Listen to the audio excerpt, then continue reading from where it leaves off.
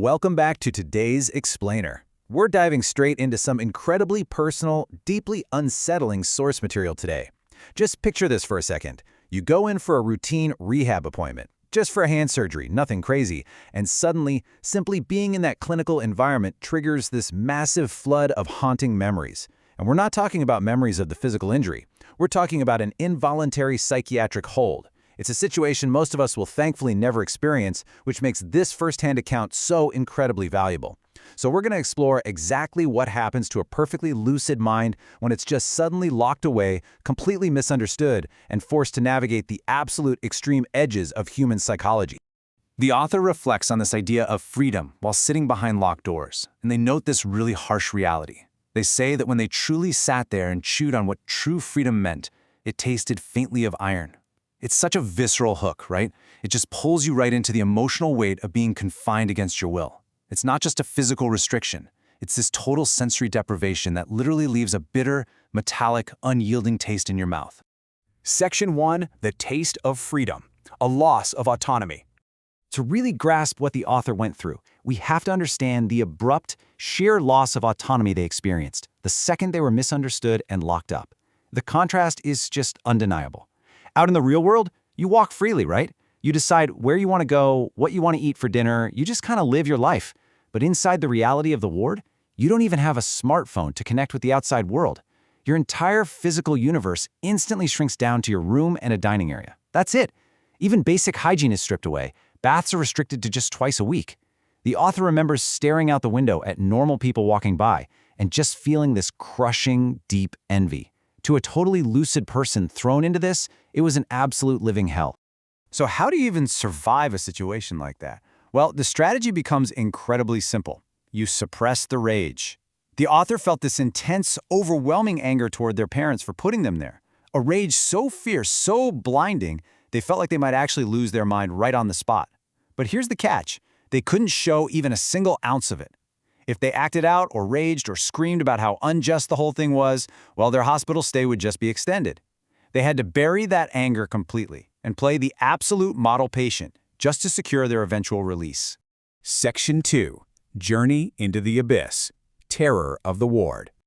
Now imagine the day-to-day reality on the floor of this ward. You are fully aware, you know for a fact you don't belong there, and yet you're surrounded by this rapid-fire sequence of terrifying behaviors. An older man who just intensely glares at you for absolutely no reason. Another patient who says a really loud, cheerful grace before a meal and then immediately shoves his fingers down his throat to loudly vomit right after eating. A young man wandering the halls relentlessly preaching the Bible, only to get violently screamed at by an angry older man. The author describes watching all of this not just as a medical environment, but as a literal descent into the dark abyss of the human mind. It's pure, paralyzing trauma. Section 3. The discarded souls. The cycle of burnout. Pivoting away from the immediate fear for a second, we really have to look at why some people actually end up in these facilities. As the source material points out, it takes a lot of empathy to realize that it's not always about severe, unmanageable mental illness. Sometimes it's a tragic societal cycle. Step 1. A person works relentlessly. They sacrifice everything, grinding their bones to dust to provide for their family. Step 2. Under that immense, crushing pressure, they develop severe depression and break down. Step 3. When they literally can't no longer function, they are simply abandoned to the hospital, handed over to the doctors to be, quote-unquote, fixed. And Step 4, the second they return, they're expected to step right back into the harness and work like a horse all over again. The author watched these patients and realized how families and society as a whole often just discard their most vulnerable members the moment they stop being useful.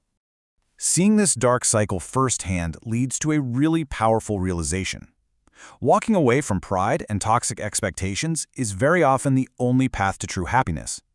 The source material highlights that countless lives have actually been saved by people who finally chose to just abandon unsupportive family structures. People who swallowed their pride, got a divorce, took a much simpler job without the fancy prestige, and walked away from those crushing societal expectations. Sometimes, honestly, stepping off the treadmill is the absolute only way to avoid ending up in that abyss. Section 4. The Boy at the Window. A tragic figure. Amidst all this adult trauma and the discarded souls we just talked about, the author's narrative really zeroes in on one uniquely tragic figure in the ward, a seemingly totally normal elementary school boy. It's a short observation, but it is incredibly heavy. His eyes were terrified. During dinner time, all the adult patients would flock around this kid, treating him delicately, kind of like a fragile flower in a really dark place. But the author saw right through that. Underneath his quiet exterior, this boy was completely paralyzed by the exact same fear the author was feeling. I mean, think about it. If a fully grown, lucid adult was terrified of the screaming and the unpredictable behavior all around them, can you even imagine the absolute horror it invoked in a small child? Which naturally begs a very, very difficult question.